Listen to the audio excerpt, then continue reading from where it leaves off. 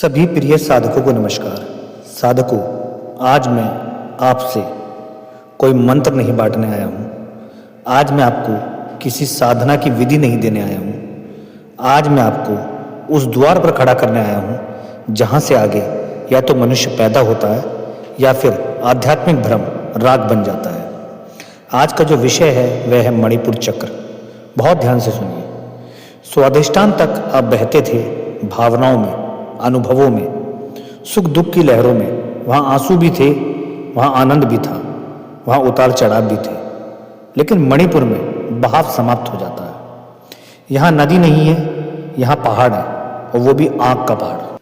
साधकों, मणिपुर आपसे यह नहीं पूछता कि आप कितना जानते हैं, यह पूछता है कि तू कौन है और तू कितना खड़ा रह सकता है।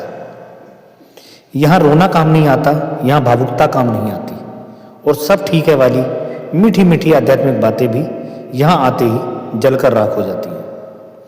तो सबसे पहले जानते हैं कि मणिपुर क्या है। पहले यह समझो, आज मणिपुर को बहुत हल्के में बताया जाता है। कोई कहता है यह आत्मविश्वास का चक्कर है, कोई कहता है यह पाचन शक्ति का केंद्र है, कोई कहता है यह पावर चक्र है। लेकिन साधकों, यह सब आधा सच है। पूरा सच सुनना हो तो तैयार रहना पड़ेगा। सबसे पहले जानते हैं मणिपुर शब्द का वास्तविक अर्थ। तो मणिपुर शब्द का जो अर्थ होता है वह है मणि प्लस पुर। मणि मतलब तेज, रतन या कोई चमक, और पुर मतलब नगर या किला। तो इसका अर्थ हुआ वह किला जहां तुम्हारी आंतरिक शक्ति निवास करती है। अब ध्यान दीजिए, किला किस लिए होता है? किला किस लिए होता है? किला होता है रक्षा के लिए, निर्णय के लिए, सीमाएं तय करने के लिए। यही कारण है कि मणिपुर सिर्फ ऊर्जा केंद्र नहीं है, यह आपकी सीमा रेखा है। मणिपुर इच्छा शक्ति का जन्म स्थान है। साधकों, जब कोई कहता है कि मेरे में इच्छा शक्ति नहीं है, तो समस्या दिमाग में नहीं होती, समस्या मणिपुर में होती है। जब कोई कहता है मैं निर्णय नहीं ले पाता, तो कारण बुद्धि नहीं है, कारण अग्नि की कमजोरी है। यहीं से जन्म लेते हैं आत्मसम्मान, ना कहने की क्षमता, अपने लिए खड़े होने का साहस, और डर से आंख मिलाने की शक्ति। और सुनिए ध्यान से, यहीं से जन्म लेता है भय। हाँ, भय भी यहीं से जन्म लेता है, क्योंकि जहां शक्ति होती है वहां गिरने का डर भी होता है। और आपने देखा होगा कि मणिपुर को अग्नि से जताया गया है। तो मणिपुर की जो अग्नि होती है वह बाहर की नहीं है, वह भीतर की अग्नि है। बहुत लोग सोचते हैं अग्नि मतलब गर्मी, अग्नि मतलब जलना। नहीं, मणिपुर की अग्नि चूल्हे की आग नहीं है, ना ही यह दीपक की लौ है, ना ही यह किसी यज्ञ की ज्वाला है। यह है मैं खड़ा रह सकता हूं की आग। तो जब यह अग्नि संतुलित होती है तो व्यक्ति शांत होता है, उसकी आवाज में वजन होता है, उसकी आंखों में ठहराव होता है। और जब यह अग्नि असंतुलित होती है तो दो ही रास्ते हैं, या तो व्यक्ति डरपोक बन जाता है या अत्यधिक आक्रामक। बीच का मार्ग बहुत कम लोग साध पाते हैं। एक कड़वा सत्य आपको बताता हूँ, ज़्यादातर लोग यहाँ तक क्यों नहीं आते। साधकों, मैं अब जो कहने जा रहा हूँ वह सुनने में अच्छा नहीं लगेगा, पर यह सत्य है। मणिपुर से पहले तक आप ध्यान में बैठ सकते थे, आप मंत्र जप सकते थे, आप अनुभव ले सकते थे। लेकिन मणिपुर के बाद ध्यान बैठता नहीं है, ध्यान जीवन में उतर जाता है।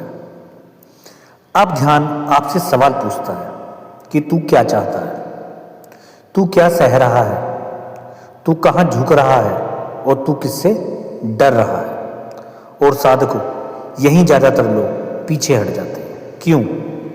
क्योंकि यहाँ कोई गुरु बचाने नहीं आता, कोई मंत्र ढाल नहीं बनता, कोई ध्यान की मिठास नहीं रहती। यहाँ सिर्फ आप और आपकी अग्नि। अब मणिपुर की पहली परीक्षा शुरू होती है, जो कि है भय। शास्त्र कहते हैं जहाँ अग्नि प्रकट होती है वहाँ भय अनिवार्य है। जैसे ही मणिपुर हिलता है, अकारण घबराहट, भविष्य को लेकर डर, निर्णय लेते समय तनाव, पेट में अजीब जलन, गांठ, कंपन। और अब ध्यान दीजिए, यह कोई रोग नहीं है, यह पैनिक अटैक भी नहीं है, और यह कोई शांप भी नहीं है। यह है आंतरिक अग्नि का जागना। लेकिन आधुनिक दुनिया क्या करती है?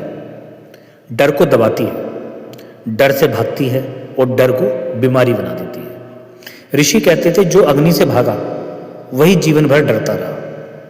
अब यहाँ सबसे बड़ा भ्रम भी आता है, वो है अहंकार का जन्म। साधक को मणिपुर शक्ति देता है और शक्ति अहंकार को जन्म देती है। यहाँ बहुत सूक्ष्म खेल होता है।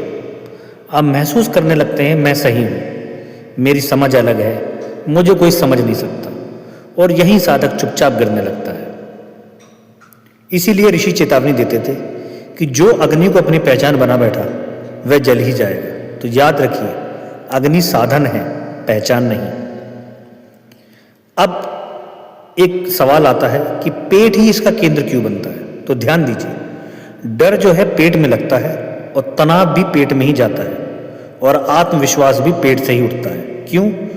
क्योंकि मणिपुर पाचन का केंद्र है, लेकिन सिर्फ भोजन का नहीं, जीवन का पाचन। अब सवाल है, क्या आप जीवन को पचा पा रहे हैं? क्या आप परिस्थितियों को झेल पा रहे हैं, या हर बात आपको तोड़ देती है? यह सब मणिपुर तय करता है। अब जानते हैं मणिपुर जागने के प्रारंभिक संकेत। जब यह चक्र धीरे धीरे जागता है तो आवाज में ठहराव आता है, आंखों में दृढ़ता आती है, निर्णय स्पष्ट होने लगते हैं और ड्रामा से दूरी बनने लगती है। और सबसे बड़ा संकेत, आप दूसरों को दोष देना छोड़ देते हैं। मणिपुर का पहला शत्रु, अब ध्यान से सुनिए, यह कोई अभ्यास नहीं है, यह कोई तकनीक नहीं है, यह सत्य है। भागो मत, लड़ो भी मत, बस खड़े रहो। मणिपुर लड़ने वालों को शक्ति नहीं देता, वह शक्ति देता है ठहरने वालों को। तो साधकों, अगर इसे सुनते हुए आपके भीतर कोई हलचल हुई है, असहजता हुई है या चुप्पी गहरी हुई है, तो समझिए अग्नि ने दस्तक दे दी है। अब हम शुरू करेंगे अपना इस वीडियो का अगला भाग। मैं सभी वीडियो को कुछ पार्ट में बांटता हूं ताकि आपको सही तरीके से समझ में आए। तो अब जो हमारा दूसरा भाग आएगा उसमें हम क्रोध की बातें करेंगे, उस क्रोध की जिससे शांत दिखने वाले साधक डरते हैं, और जानेंगे कि क्रोध कैसे शत्रु नहीं शक्ति बनता है। चलिए शुरू करते हैं हमारी इस वीडियो का पार्ट 2, क्रोध का रहस्य। जिसे दबाया गया वही विष बना, जिसे साधा गया वही शक्ति। तो साधकों, अगर पार्ट 1 ने आपको थोड़ा असहज किया था, अगर पार्ट 1 ने आपके भीतर कोई सवाल छोड़ा था, तो समझ लीजिए आप सही द्वार पर खड़े हैं, क्योंकि आज हम उस विषय में प्रवेश कर रहे हैं जिससे तथाकथित शांत साधक डरते हैं और झूठी आध्यात्मिकता मुंह फेर लेती है। आज विषय है क्रोध। सुनिए ध्यान से। आज की दुनिया ने क्रोध को पाप बना दिया है, क्रोध को नेगेटिव एनर्जी कहकर उससे भागना सिखा दिया है। लेकिन मैं आपसे ऋषियों का सत्य साझा करने आया हूं। ऋषि कहते थे जिससे क्रोध आता ही नहीं उसमें अग्नि ही नहीं, और जहां अग्नि नहीं वहां मणिपुर नहीं, और जहां मणिपुर नहीं वहां साधना सिर्फ कल्पना बन जाती है। तो पहले जानते हैं क्रोध क्या है। पहले यह समझिए, क्रोध मतलब चिल्लाना नहीं है, क्रोध मतलब हिंसा नहीं है, क्रोध मतलब गाली देना नहीं है। क्रोध है आत्मसम्मान की चेतावनी। जब आपकी सीमा टूटती है, जब आपके अस्तित्व पर चोट लगती है, जब भीतर से आवाज आती है अब बस, वही है क्रोध। लेकिन साधकों, आज मनुष्य ने क्या किया? या तो उसने क्रोध को दबा दिया या फिर वह क्रोध में बह गया, और दोनों ही रास्ते विनाश की ओर जाते हैं। सबसे खतरनाक भूल होती है क्रोध को दबाना। यह बहुत आम गलती है। लोग कहते हैं मुझे गुस्सा नहीं करना चाहिए, मैं आध्यात्मिक हूं, क्रोध गलत है, और हर बार अपने भीतर उठती आग पर पानी डाल देते हैं। साधकों, दबा हुआ क्रोध मरता नहीं, वह भीतर ही भीतर सड़ता है, आत्मविश्वास खाता है, निर्णय की शक्ति चूसता है और एक दिन अचानक फटता है। ऋषि कहते थे दबा हुआ क्रोध शक्ति नहीं बनता, वह विष बनता है। आपने देखा होगा, जो व्यक्ति बहुत सहनशील दिखता है, जो कभी गुस्सा नहीं करता, जो हर बात सह लेता है, वही व्यक्ति भीतर से टूटता है, खुद को छोटा समझने लगता है और जीवन में कहीं भी खड़ा नहीं हो पाता। दूसरा छोर है क्रोध में बह जाना। अब दूसरी गलती सुनिए। कुछ लोग कहते हैं मैं जैसा हूं वैसा ही ठीक हूं, गुस्सा मेरी ताकत है, जो बोलेगा उसे जवाब दूंगा, और फिर वे क्रोध को पहचान बना लेते हैं। लेकिन साधकों, अनियंत्रित अग्नि घर नहीं बनाती, वह सब जला देती है। क्रोध में बहने वाला व्यक्ति संबंध जला देता है, विवेक खो देता है और अंत में खुद भी जल जाता है। अब मणिपुर का जो मार्ग है वह है तीसरा रास्ता। अब सुनिए, ऋषियों का मार्ग, न दबाना न बहना, सिर्फ ठहरना। अब इसका सूत्र क्या है? इसका सूत्र है क्रोध को बाहर मत फेंको, उसे भीतर जला दो। इसका अर्थ चिल्लाना नहीं, प्रतिक्रिया नहीं, किसी को दोष नहीं, बस स्थिर रहकर उस आग को महसूस करना। कुछ क्षणों बाद एक चमत्कार होता है, क्रोध साहस बन जाता है, स्पष्टता बन जाता है और निर्णय बन जाता है। और आप पाते हैं कि अब गुस्सा नहीं है, अब शक्ति है। अब जानते हैं मणिपुर और भय का गहरा संबंध। अब एक गहरा सत्य सुनिए, क्रोध और भय एक ही सिक्के के दो पहलू हैं। जहां भय दबा होता है वहां क्रोध विस्फोट बनता है, और जहां क्रोध दबा होता है वहां भय जीवन बन जाता है। यही कारण है कि मणिपुर जागते ही अकारण डर, भविष्य की चिंता, निर्णय का तनाव साथ साथ आते हैं। ऋषि कहते थे, भय को देखो, वह अग्नि का द्वार है। जो साधक भय से भाग गया वह मणिपुर में अटक गया। तो साधकों, ध्यान दीजिए अपने शरीर पर। जब गुस्सा आता है पेट सख्त हो जाता है, गर्मी उठती है, सांस तेज हो जाती है। यह संयोग नहीं है, मणिपुर सक्रिय हो जाता है। और अगर वर्षों तक गुस्सा दबाया जाए, सब ठीक है कहा जाए, अपनी सीमाएं तोड़ी जाए, तो पेट की समस्याएं, गैस, अल्सर, पाचन गड़बड़ी यहीं से शुरू होती है। मणिपुर का जो प्रतीक है वह है सिंह। अब सुनिए, एक अत्यंत गूढ़ प्रतीक। मणिपुर का वाहन है सिंह। ध्यान से समझिए, सिंह बिना कारण नहीं दहाड़ता, वह हर समय हमला नहीं करता, वह चुपचाप देखता है। लेकिन जब सीमाएं पार होती हैं तो पीछे नहीं हटता। ऋषि कहते थे, साधक सिंह बने, ना भेड़ ना पागल हाथी। अब मैं आपको बताता हूं सही क्रोध का लक्षण। जब क्रोध मणिपुर में शुद्ध होने लगता है, आवाज ऊंची नहीं होती, शब्द कम हो जाते हैं और शरीर स्थिर रहता है, और सामने वाला खुद समझ जाता है कि यह व्यक्ति मजाक नहीं है। अब मैं आपको आधुनिक साधकों की बड़ी भूल बताता हूं। आज लोग हर चीज को ट्रिगर कहते हैं, हर बार दूसरों को दोष देते हैं, अपनी प्रतिक्रिया को हीलिंग के नाम पर छुपाते हैं। लेकिन मणिपुर पूछता है, तू भागेगा या खड़ा रहेगा?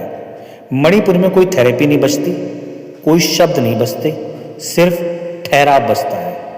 एक सूक्ष्म अभ्यास, संकेत मात्र। जब क्रोध उठे तो तुरंत प्रतिक्रिया मत दो, सांस गहरी होने दो, पेट में उठती गर्मी को देखो, किसी कहानी में मत जाओ, बस देखो। ऋषि कहते थे, जो अग्नि को देख सकता है वही उसका स्वामी बनता है। तो साधकों, क्रोध वह जगह है जहां कायर भागता है और साधक ठहरता है। जो ठहर गया उसकी अग्नि अब विष नहीं रहती। तो साधकों, अगर इस पार्ट 2 में आपको अपनी पुरानी घटनाएं याद आई, कोई दबा हुआ गुस्सा उभरा या भीतर गर्मी महसूस हुई, तो डरिए मत, यह अग्नि जाग रही है। अब हम शुरू करेंगे अपनी वीडियो का अगला भाग। अब हम उस जाल में उतरेंगे जहां सबसे मजबूत साधक भी गिरते हैं। अहंकार और सूर्य का रहस्य, आध्यात्मिक श्रेष्ठता का धोखा, और वह सूक्ष्म में जो यात्रा रोक देता। तो साधकों, अगर पार्ट 2 में आपने अपने क्रोध को पहली बार सच में देखा था, अगर आपने भागने की जगह ठहरने की कोशिश की थी, तो अब आप उस द्वार पर खड़े हैं जहां से आगे शक्ति भी है, प्रकाश भी है, और वही सबसे बड़ा जाल भी। आज हम बात करेंगे अहंकार की, लेकिन ध्यान रखिए, यह साधारण अहंकार नहीं है। यह वह अहंकार नहीं है जो गाली देता है, जो अकड़ दिखाता है। यह है आध्यात्मिक अहंकार।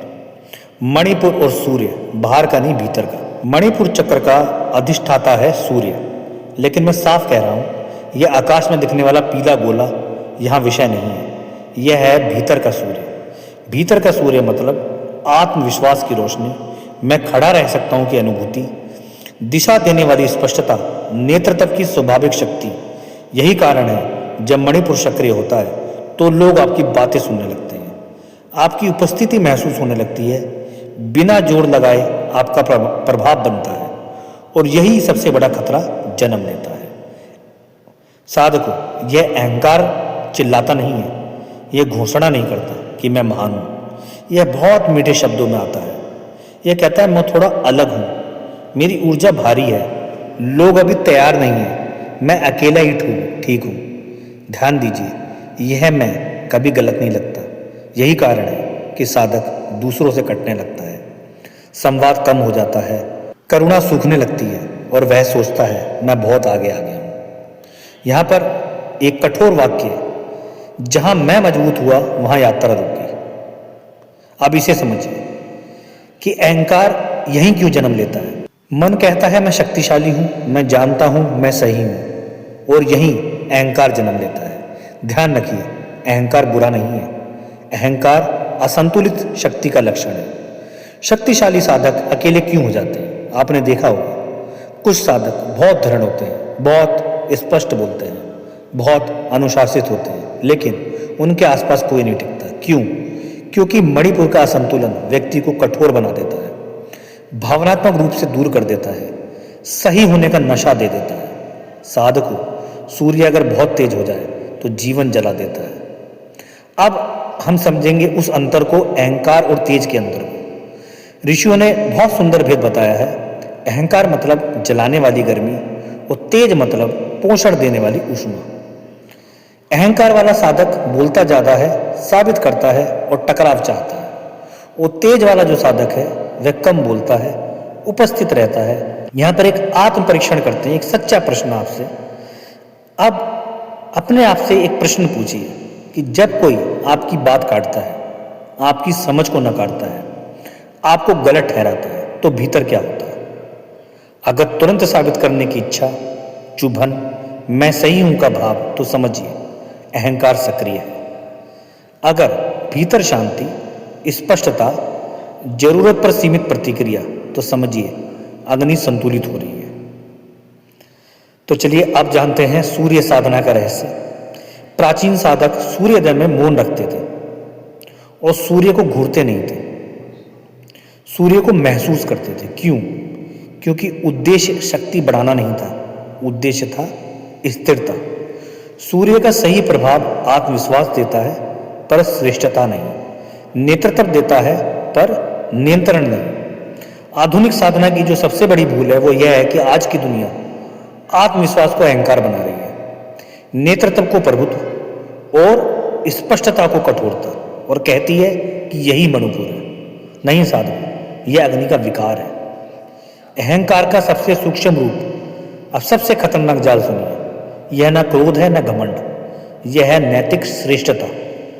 मैं सच पर हूं, मैं गलत नहीं हो सकता, दूसरे अभी सोए हुए हैं।